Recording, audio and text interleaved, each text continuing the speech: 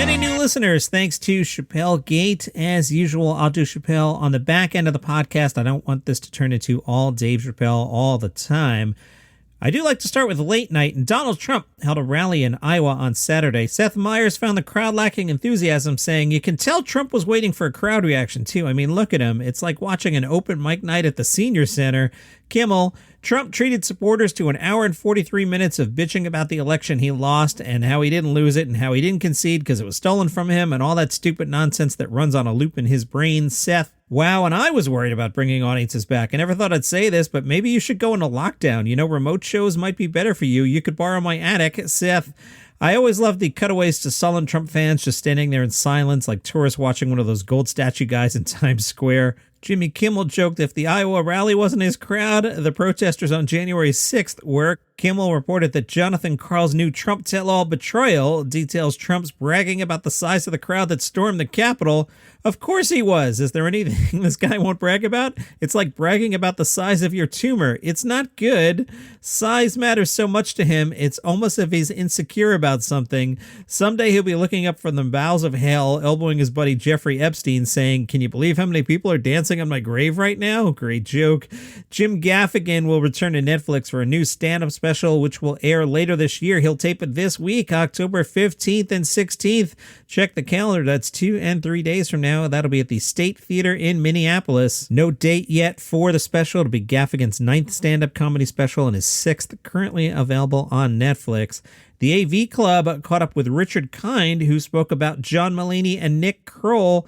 Kind said it was Nick Kroll, who I think was probably responsible for me getting the job in Big Mouth. I got to know him when I was at Paul Rudd's charity event in Kansas City. I happened to meet Nick that weekend. We got along great. I laughed and laughed with him. I just loved him. Then I got to know John Mulaney. He called me up, I think out of the blue, and just thought I was great. He's a big musical theater fan, and he had seen me quite a few times and had heard me in musicals. Mulaney's just brilliant, so John knew me from musical theater, and now the two of them, Nick and John, were doing a show off-Broadway called Oh Hello. They asked me to be the opening night guest. It was a live show, and they had a guest celebrity every single night on Broadway. I got to be that, and then they asked me months again later when they took it to Broadway. It was thrilling. In my case, they knew me, and they gave me the role. Jim Norton talked about committing to comedy, and he said it was honestly the only thing I ever wanted to do. I wanted to be a lawyer at one point. I can't imagine Jim Norton lawyer. I know Jim pretty well. I wanted to be a lawyer at one point, but Princeton wouldn't accept me because I dropped out of high school. So I said, you know what? I have no education. I'm driving a forklift, and this is really what I want to do. I left myself no backup plan on purpose because it forced me to be a good comic. I would have had no way to make a living. He spoke about Joan Rivers and other heroes.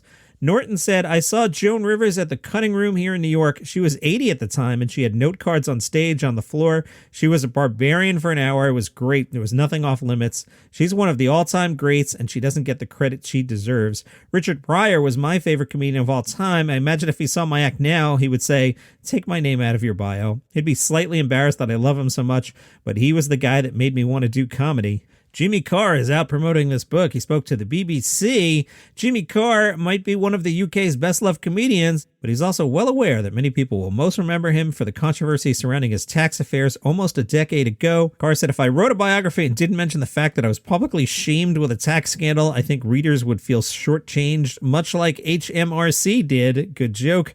The tax scandal is case in point. The 49-year-old hit the headlines in 2012 when he was found to have used a scheme which dramatically lowered the amount of tax he paid. It was legal, but a total PR disaster, which prompted the then Prime Minister David Cameron to label Jimmy Carr's actions as morally wrong.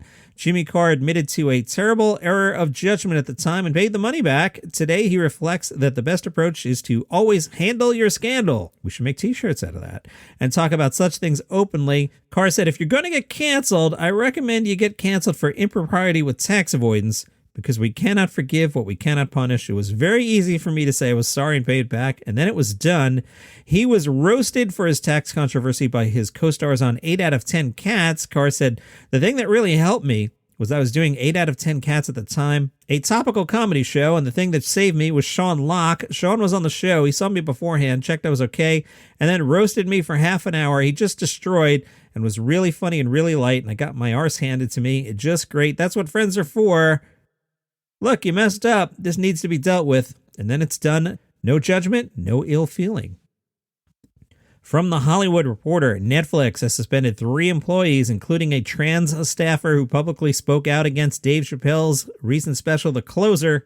A source said that the employees, including engineer Tara Field, I for some reason lost my mind over the weekend and quoted a lot of tweets from Tara and misspoke her last name. It is Tara Field, not what I said over the weekend. I apologize. But check out Sunday's episode for the tweets from Tara Field. The source says that the employees, including Tara, were suspended for attempting to join a quarterly meeting meant only for directors or vice presidents, and not because of Field's tweets. A Netflix spokesperson said, "It is absolutely untrue to say that we have suspended any employees for tweeting about this show. Our employees are encouraged to disagree openly, and we support their right to do so." Netflix co-CEO, how do you have a co-CEO? Ted Sarandos defended the comedian in a memo that was sent out on Friday and confirmed by The Hollywood Reporter. From the memo, Chappelle is one of the most popular stand-up comedians today, and we have a long-standing deal with him. As with our other talent, we work hard to support their creative freedom. Even though this means there will always be content on Netflix some people believe is harmful, like Cuties, 365 Days, 13 Reasons Why, or My Unorthodox Life. Several of you have asked where we draw the line on hate.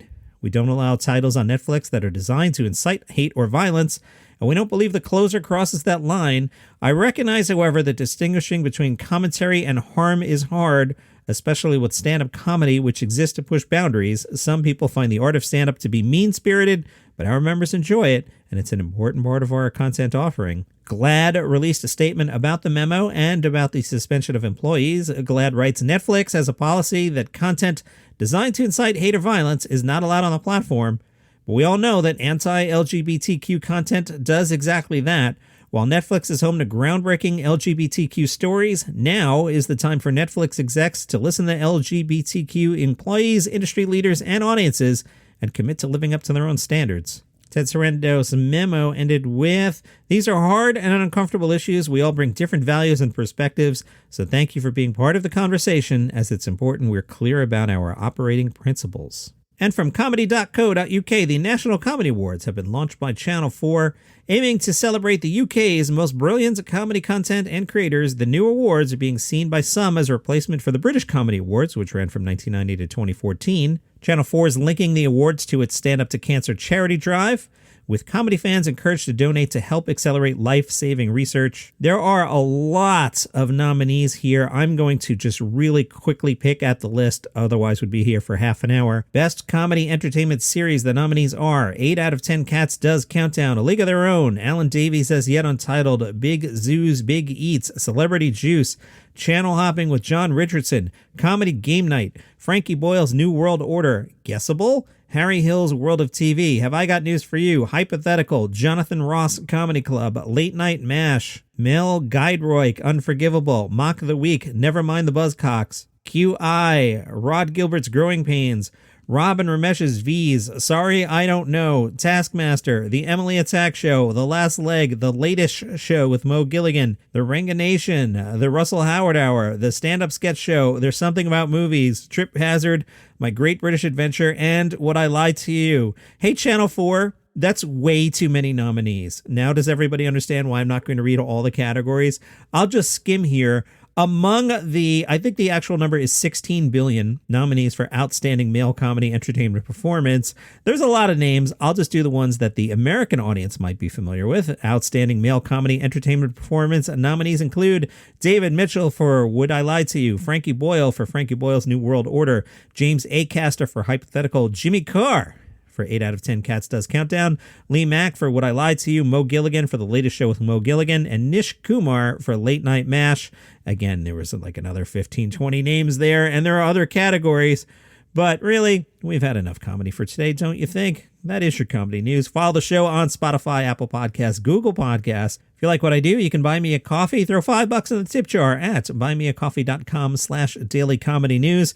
Would love your thoughts on comedy. Hit the Facebook groups, Daily Comedy News Podcast, and the Instagram is at Daily Comedy News. Meet you back here tomorrow.